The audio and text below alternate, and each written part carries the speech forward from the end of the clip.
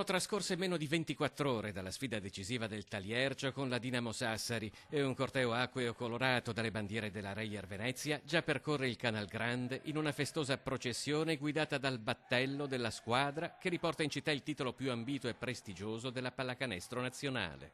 Alle 18 precise la Coppa sbarca a Rialto, lo scudetto del basket torna in laguna dopo appena 2 anni dall'ultima vittoria.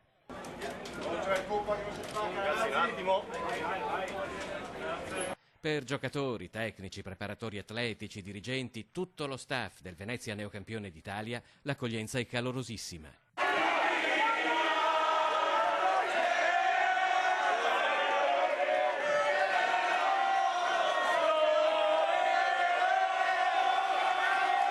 Non c'è nulla di scontato nella festa di una città che è tornata capitale italiana della pallacanestro. A Venezia lo ricordano in molti, ripercorrendo una stagione densa di emozioni, di successi, ma anche di difficoltà.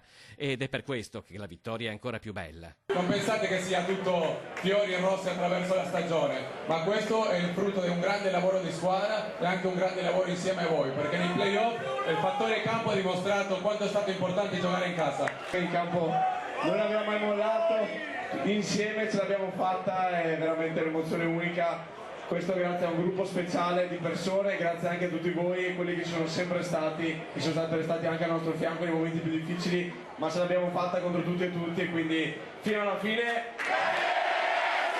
I fatti sono questi rimarranno perché fra 74 anni non ci sarete più né voi né io, però questi e quelli 2 anni fa rimarranno sempre qui. Tra chi festeggia in casa Reyer c'è già chi è rivolto agli impegni futuri verso una prossima stagione che vuole essere bella come quella appena trascorsa, il 5° scudetto e non solo. Il prossimo anno venite anche a tifare la Reyer femminile, perché dobbiamo vincere anche con loro.